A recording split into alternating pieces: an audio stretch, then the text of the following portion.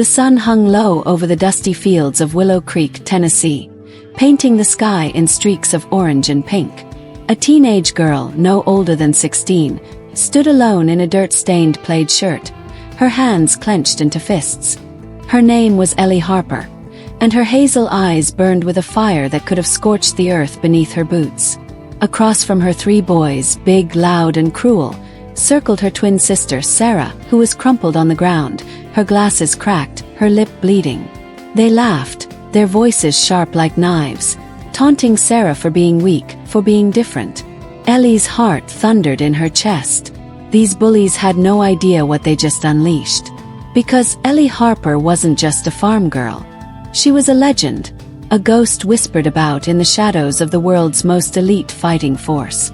And they just made the worst mistake of their lives. Hey, if you're new here, hit that subscribe button and join our storytelling family. You don't want to miss what happens next. This was no ordinary day in Willow Creek. The small town with its single gas station and weathered barns was the kind of place where everyone knew everyone else's business. Ellie and Sarah Harper were twins, inseparable since birth, raised on their family's sprawling farm where they milked cows before dawn and hauled hay until dusk. But Sarah was softer, quieter, her nose always in a book, while Ellie was the wildfire, fearless, stubborn, and fiercely protective. The townsfolk called them the Harper Girls, but only a few knew the truth about Ellie. At 18, she'd vanished from Willow Creek, leaving behind whispers and questions. Some said she'd run off to join the military. Others swore she was dead. The truth was far stranger and far more dangerous. It was 2010 when Ellie left. She wasn't just any soldier. At 22, after grueling training that broke even the toughest men, she'd earned a place in Delta Force, the U.S. Army's most secretive and lethal unit. Her code name was Viper. She was a phantom, slipping into war zones, dismantling terrorist cells, and vanishing without a trace. Her missions were classified, her name erased from records. To the world, Ellie Harper didn't exist. But to Sarah, she was still the sister who'd braid her hair and chase fireflies with her under the Tennessee stars. Now, 6 years later, Ellie was back, not for good. Just for a week, to check on Sarah and their aging parents. She'd kept her return quiet, blending into the farm life like she'd never left. But trouble has a way of finding those who try to hide. That afternoon, as Ellie was mending a fence near the edge of their property, she heard Sarah scream. It wasn't just a sound. It was a dagger to her heart. She dropped her tools and ran, her boots pounding the earth, her instincts kicking into overdrive. When she reached the clearing by the old oak tree, she saw them: Tommy Grayson and his 2 lackeys, the kind of small-town bullies who thrived on making others feel small. Sarah was on her knees clutching her books, tears streaming down her face as Tommy loomed over her, mocking her stutter. "Say it again, freak." Tommy sneered, kicking dirt at Sarah. "What's the matter? Got your tongue." Ellie's blood turned to ice, then fire. She stepped into the clearing, her shadow falling long across the ground. The boys froze, their laughter dying in their throats. Ellie's presence was like a storm rolling in, quiet but heavy with the promise of destruction. "Step away from my sister," she said, her voice low, steady, and cold as steel. Tommy smirked, sizing her up. She was lean, her hair pulled back in a messy ponytail, her work boots scuffed. To him, she was just another farm girl. He had no idea who he was dealing with. Or what? Tommy spat, stepping closer. "You going to cry like your weirdo twin?" Ellie's eyes narrowed. In that moment, she wasn't on a farm in Tennessee. She was back in the deserts of Syria, the jungles of Colombia, the places where hesitation meant death. Her training kicked in, her body moving faster than thought. In a blur, she grabbed Tommy's wrist, twisted it behind his back, and dropped him to his knees with a single precise motion. He yelped, his face contorted in pain. The other 2 boys lunged, but Ellie was a whirlwind. A sidestep, a sharp elbow to one's ribs, a knee to the other's gut. In seconds, they were sprawled in the dirt, gasping for air. Sarah scrambled to her feet, her eyes wide. "Ellie, stop. They're not worth it." But Ellie wasn't listening. She crouched in front of Tommy, her face inches from his. "You ever touch my sister again," she whispered, "and I'll bury you so deep they'll need a map to find you." Her words weren't a threat. They were a promise carved from years of facing men far more dangerous than him. Tommy's bravado crumbled. He nodded frantically, his eyes darting to his friends who were still groaning on the ground. Ellie stood helping Sarah to her feet, brushing the dirt off her sister's jacket. "Come on," she said softly. "Let's go home." But this wasn't the end. Tommy Grayson wasn't the type to let humiliation slide. He was the son of Sheriff Grayson, the most powerful man in Willow Creek. A man who ruled the town like his personal kingdom. By nightfall, word of the fight had spread, twisted into a story that painted Ellie as the aggressor, a crazy outsider who'd attacked 3 innocent boys. The sheriff's office was buzzing, and Tommy was spinning a tale of victimhood. His pride bruised, but his ego roaring for revenge.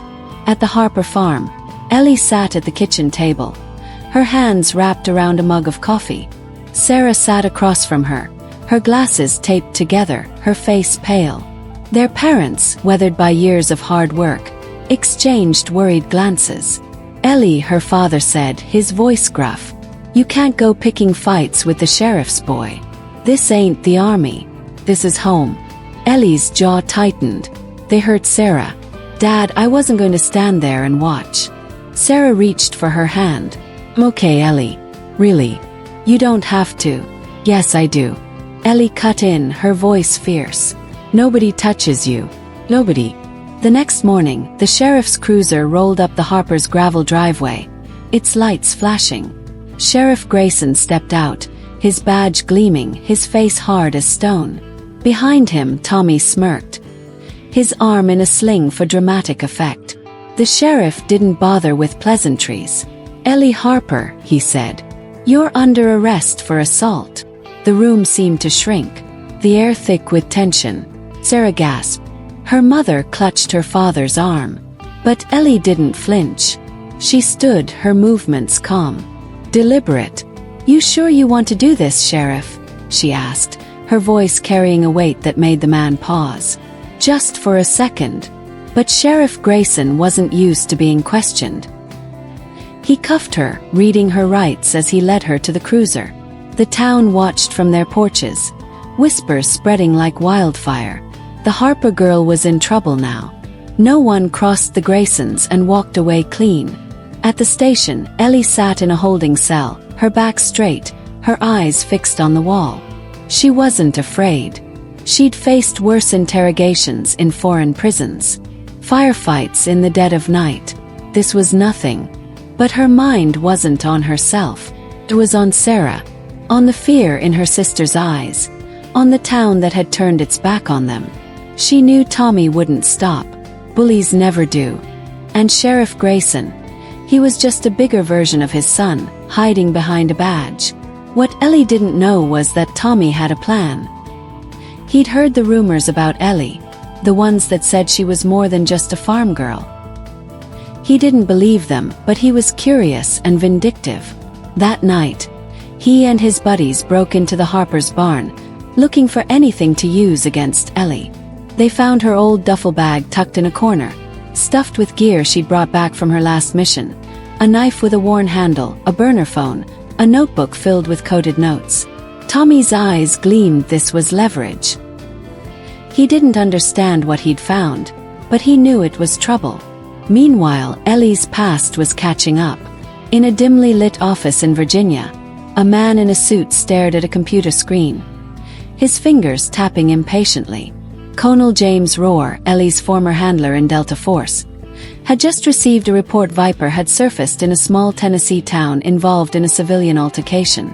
Rohr cursed under his breath. Ellie was supposed to be off the grid, her identity buried. If the wrong people found out she was back, people she'd crossed in her missions, the consequences could be catastrophic. He picked up the phone. "Get me a team to Willow Creek." Now back in town, Ellie was released on bail thanks to her parents mortgaging part of the farm. She returned home to find Sarah waiting, her face strewn with tears. "They're saying you're dangerous, Ellie," Sarah whispered. "They're saying you're not who you say you are." Ellie knelt in front of her sister, her voice soft but firm. "I'm your sister. That's who I am. And I'm not going to let anyone hurt you. Not Tommy, not his dad, not anyone." But the danger was bigger than Willow Creek. Tommy, drunk on his own ego, had shown the duffel bag's contents to his cousin, a lowlife with ties to a militia group out in the hills. The cousin recognized the gear for what it was: military, high level. He made a call, and soon word reached a man named Victor Krall, a former arms dealer Ellie had taken down in Afghanistan. Krall had been rotting in a black site prison until he escaped 6 months ago, vowing revenge on the operative who'd ruined him. When he heard Viper was in Tennessee, he smiled. This was his chance. The next day, Willow Creek woke to chaos. A black SUV roared into town, carrying Krall and his men, hardened mercenaries with no regard for collateral damage. They didn't care about Tommy or the sheriff. They wanted Ellie. The town square became a battlefield as Krall's men stormed the streets, demanding to know where the Harper girl was. The townsfolk, caught off guard, pointed to the farm. Sheriff Grayson, realizing he was out of his depth, tried to intervene, but a single gunshot from Krall's lieutenant silenced him. Ellie was in the barn when she heard the engines. Her instincts screamed ambush. She grabbed Sarah, pulling her into the house, barking orders to her parents to get to the cellar. "Stay down no matter what," she said, her voice calm but urgent. She slipped into the attic, retrieving a hidden cache of weapons she'd stashed years ago. A pistol, a rifle, a few grenades. She wasn't just a farm girl anymore. She was Viper. The mercenaries surrounded the farm, their boots crunching on the gravel. Krall stepped forward, his voice booming. "Viper, come out or we burn this place to the ground." Ellie peered through a crack in the attic window, her mind racing. She could take them, maybe. But Sarah and her parents were at risk. She needed a plan. That's when she saw the headlights in the distance. Rook's team moving fast. Delta Force didn't mess around, but they were still minutes away. And Crawler wasn't waiting. What followed was a masterclass in survival.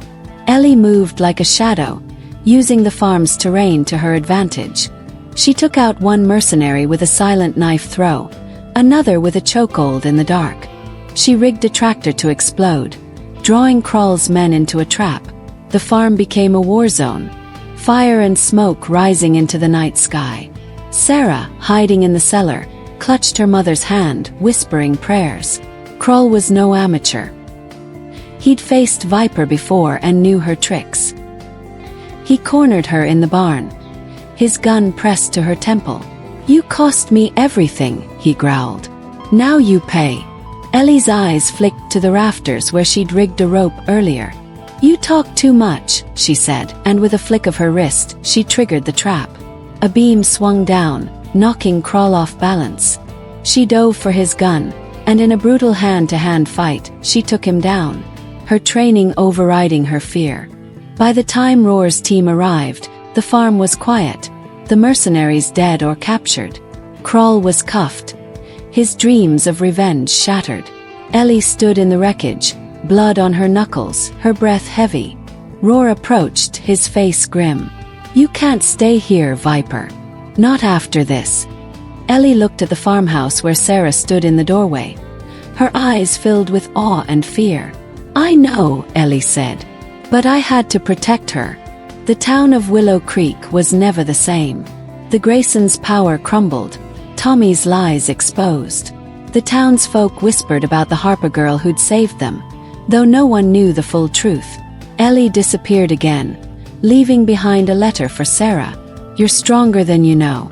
Live your life. I'll always be watching." As the sun rose over the farm, Sarah stood alone, clutching the letter, her heart heavy but proud. Her sister was a legend, and she'd carry that with her always.